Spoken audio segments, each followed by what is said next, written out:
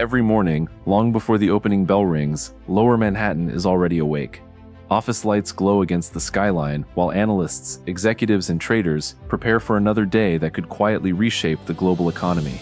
To most people, it's simply another financial district. But hidden behind those towers, decisions are already being made that will influence retirement accounts, governments, corporations, and millions of lives across the world. The remarkable part is that one of the most influential companies operating inside this system is almost invisible to the public. Unlike Apple, Amazon, or Google, BlackRock doesn't sell products people carry in their pockets or place in their homes. It rarely dominates headlines, runs flashy advertising campaigns, or captures public attention. Yet it manages more money than the GDP of most nations and provides the analytical infrastructure many of the world's largest financial institutions rely on. That raises a much more interesting question. How does a company that almost nobody talks about become one of the most powerful forces in modern finance? The answer doesn't begin with extraordinary success. It begins with failure. In the late 1980s, Larry Fink had already built a reputation as one of Wall Street's brightest investors. Then a single mistake erased nearly $100 million. It wasn't simply a bad trade. It exposed something much deeper. Markets had become so complex that even experienced professionals could misunderstand the risks hidden beneath seemingly safe investments. For many careers, that would have been the end. For Fink, it became an obsession. He reached a conclusion that challenged the way Wall Street thought about investing. Chasing returns wasn't enough. Before asking how much money an investment could make, investors first needed to understand everything that could cause it to fail. It sounds obvious today, but at the time it represented a fundamentally different philosophy. Together with a small group of partners, Fink set out to build a company around that single idea, not the biggest investment firm, not the fastest growing one, the one that could understand risk better than anyone else. At first, little suggested this small team would one day help shape the global financial system. But while the rest of Wall Street focused on predicting the future, BlackRock quietly began building something that would eventually change how the world measured uncertainty itself. BlackRock was never trying to predict the future. Larry Fink understood that markets would always remain uncertain. The real advantage wasn't forecasting the next crisis, it was being prepared for countless possibilities before any became reality. That philosophy attracted an unusual combination of people. Portfolio managers began working alongside software engineers, mathematicians, and risk specialists, convinced finance could no longer rely on intuition alone. The financial world was becoming too large, too fast, and too interconnected for any individual to fully understand. From that belief emerged one of the most important technologies in modern finance: Aladdin.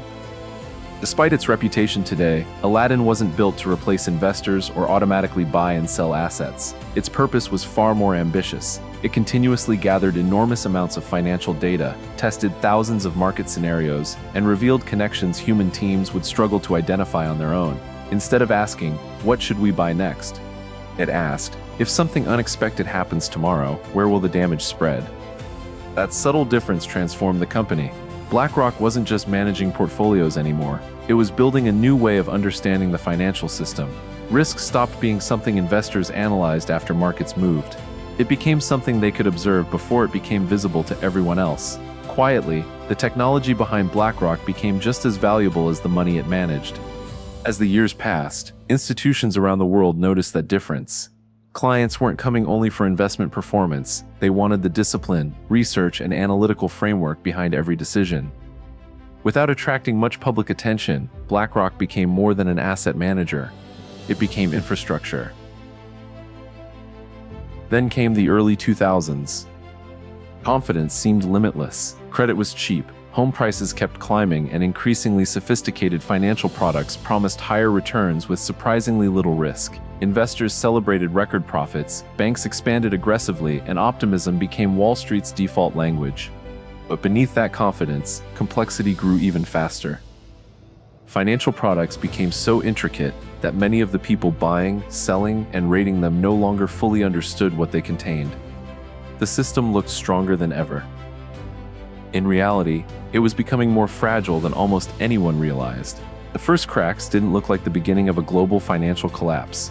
Markets had always experienced periods of volatility, and most investors believed this would be another temporary correction. Prices moved more aggressively.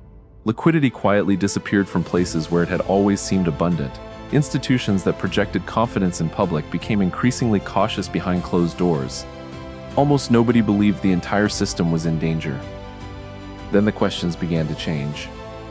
For years, Wall Street had focused on a single objective: how much can we earn?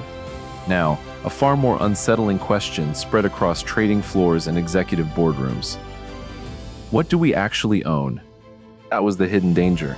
Modern finance had evolved into an enormous web of invisible connections. Banks depended on other banks. Investment funds depended on those banks. Insurance companies guaranteed products whose risks were buried beneath layers of complexity. A problem that appeared isolated could travel through the entire system in days. Risk no longer moved in straight lines. It moved through a network that almost nobody could fully see. Almost nobody. Inside BlackRock, panic never became the strategy. While headlines grew increasingly dramatic, analysts, engineers, and portfolio managers worked almost continuously, feeding new information into their models, testing scenarios, and measuring how stress could spread from one institution to another. Aladdin wasn't predicting the future, nor was it stopping the crisis from unfolding. It was doing something even more valuable. It was revealing connections everyone else had overlooked. For the first time, understanding complexity became more valuable than chasing returns. That quiet discipline quickly attracted attention far beyond BlackRock's clients. Governments needed answers.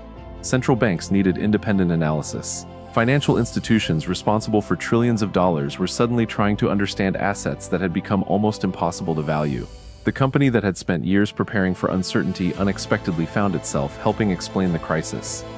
Without making dramatic announcements or seeking public recognition, BlackRock crossed an invisible line.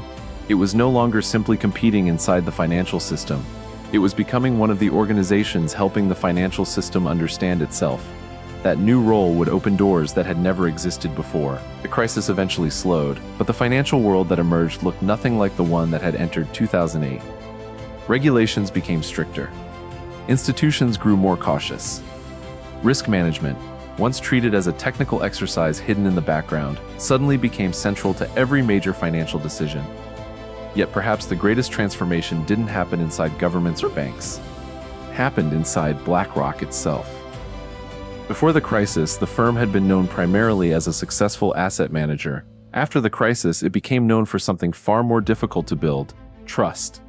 Pension funds, central banks, sovereign wealth funds, and some of the world's largest institutions increasingly turned to BlackRock not only to invest capital, but to understand it. They wanted deeper analysis, better visibility, and a clearer picture of risks that conventional models had failed to reveal. That shift fundamentally changed the company's role. Around the same time, another misunderstanding about BlackRock began spreading among the public, and it continues today. People often discover that the firm is one of the largest shareholders of companies like Apple, Microsoft, or ExxonMobil, and immediately assume it owns them. At first glance, that conclusion seems obvious. After all, if your name appears among the biggest shareholders of thousands of corporations, doesn't that mean you control them? Not exactly. The overwhelming majority of the money managed by BlackRock doesn't belong to BlackRock at all. It belongs to millions of people who will never appear on the cover of a financial magazine: teachers saving for retirement, firefighters building pension plans, nurses investing a portion of every paycheck, families preparing for decades they haven't lived yet, universities, charities, and governments protecting the wealth of future generations. Individually, those investments may appear insignificant. Collectively, they become one of the largest pools of capital ever assembled in human history. That distinction changes the entire story. BlackRock didn't become enormous because it accumulated its own fortune. It became enormous because millions of ordinary investors, often without realizing it, entrusted the company with a small piece of theirs. And with that extraordinary responsibility came a different kind of influence, one that couldn't be measured by money alone. Managing other people's money doesn't mean remaining invisible.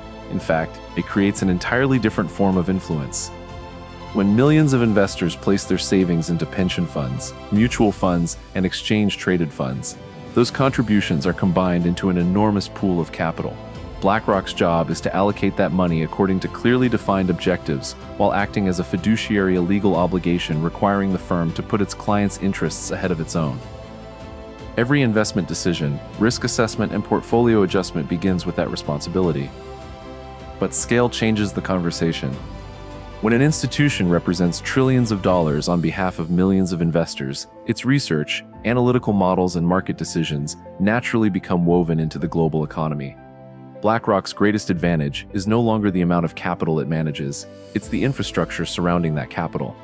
The company's research helps connect pension funds, insurance companies, sovereign wealth funds, and financial institutions through a common understanding of long-term risk. Influence, in this world, rarely arrives through direct control. It emerges because others begin depending on your ability to make sense of complexity. As BlackRock expanded, so did the questions surrounding it.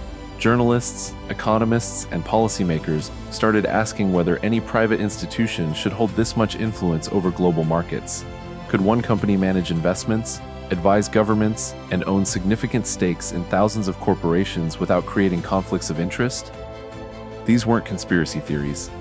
They were legitimate questions born from a financial system unlike anything before. Larry Fink consistently offered the same answer.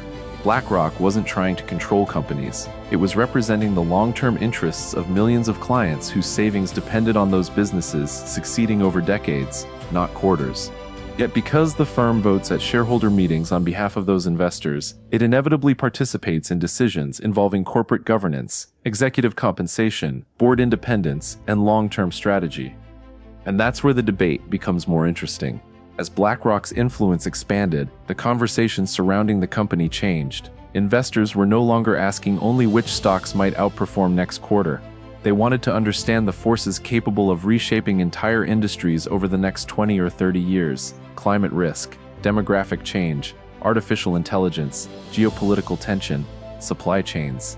To Larry Fink, these weren't political debates or academic discussions. They were variables that could eventually determine whether a company created value or destroyed it. That philosophy made BlackRock increasingly visible. Every annual letter from Larry Fink was dissected by executives, journalists, and policymakers around the world. Supporters saw a firm encouraging companies to think beyond the next earnings report. Critics wondered whether any private institution should possess enough influence to shape conversations taking place inside thousands of boardrooms simultaneously. Those questions still have no simple answer. Because beneath the headlines lies a fact that is surprisingly easy to overlook. BlackRock doesn't wake up each morning investing its own fortune. It wakes up carrying the responsibility of managing the savings of millions of people it will never meet: teachers, engineers, nurses, factory workers, university endowments, pension systems. Families setting aside a small portion of every paycheck, trusting that someone, somewhere, is making disciplined decisions on their behalf. That is why the company often feels both incredibly powerful and strangely invisible at the same time. Most people will never visit its headquarters, attend one of its meetings, or speak to one of its portfolio managers. Yet many of them are already connected to BlackRock without realizing it, through retirement plans, pension funds, or index funds, quietly operating in the background of their financial lives. Perhaps that has always been BlackRock's greatest product. Not money, not technology, but trust. Because long before markets reward confidence, they reward institutions capable of remaining disciplined while everyone else becomes emotional. And that may be the rarest asset of all. In the end, BlackRock's story isn't really about one company. It's about what modern finance became. Every number moving across a trading screen represents something far more human than it first appears. A couple saving for retirement, parents investing for their children's future, universities funding generations of students who haven't even enrolled yet, pension funds protecting people who spent decades building their careers. Behind the trillions of dollars are millions of ordinary lives connected by one invisible promise: that today's decisions will still make sense decades from now. That promise is becoming increasingly difficult to keep. Artificial intelligence is transforming financial analysis. Markets react in milliseconds. Information travels across continents almost instantly, while geopolitical tensions, technological disruption, and economic uncertainty continue reshaping the world at an unprecedented pace. The tools will evolve. The models will become more sophisticated. But the question that gave birth to BlackRock nearly 40 years ago hasn't changed at all. How do you make better decisions in a world that refuses to be predictable? Perhaps that's the real reason the company became so influential, not because it discovered a perfect investment strategy, not because it secretly controls the global economy, but because it spent decades trying to understand complexity before acting, while much of the financial world remained focused on reacting after events had already unfolded. And maybe that's the hidden ledger behind modern finance. The greatest source of power isn't always capital. Sometimes it's the ability to understand connections that everyone else overlooks. As another morning begins over Manhattan, office lights slowly illuminate the skyline once again. Markets will open, trillions of dollars will quietly change hands. Millions of people will continue their daily lives without ever thinking about the invisible machinery operating beneath the global economy. Yet somewhere inside that network, long before the opening bell rings, BlackRock will already be asking the same question that has guided the company since its very beginning. Where is the next risk hiding? Every trading day eventually comes to an end. Office lights fade, trading floors grow quieter, reports are filed away, meetings conclude, and another chapter of the market quietly becomes history. But the system never truly stops. While one financial center falls asleep, another begins its morning. Capital keeps moving. Pension funds continue investing. Families continue saving. Somewhere, someone is setting aside part of today's income, trusting it will become tomorrow's security. That may be the easiest part of modern finance to overlook. Behind every $1 trillion are millions of deeply personal stories. A couple preparing for retirement. Parents hoping to leave their children more opportunities than they had. Universities funding discoveries that haven't been made yet. Foundations supporting causes that may outlive everyone involved. Markets often look mechanical from a distance, but at their core they are built from human expectations about the future. Perhaps that's why companies like BlackRock exist. Not because they eliminate uncertainty. No institution can. Markets will always surprise us. Technologies will continue evolving. New crises will eventually replace old ones. The challenge has never been to predict the future with perfect accuracy. It has always been making thoughtful decisions in a world where certainty doesn't exist. That idea reaches far beyond finance. Every civilization eventually builds systems too complex for any single individual to fully understand. Electricity, the internet, global supply chains, financial markets. We rely on them every day, even though almost none of us can see the countless connections beneath the surface. The deeper we look, the more we discover that the world is held together not only by money, but by information, trust, and invisible networks connecting billions of independent decisions. So perhaps the real question was never whether BlackRock became one of the most powerful companies on Earth. The more interesting question is why the modern world produced a company like BlackRock in the first place. Is it shaping the financial system? Or is it simply reflecting what that system has become? The answer depends entirely on where you choose to look. But tomorrow morning, before the opening bell rings and before most of the world is awake, the invisible machinery of global finance will begin turning once again. And somewhere inside that vast network, another day will quietly begin.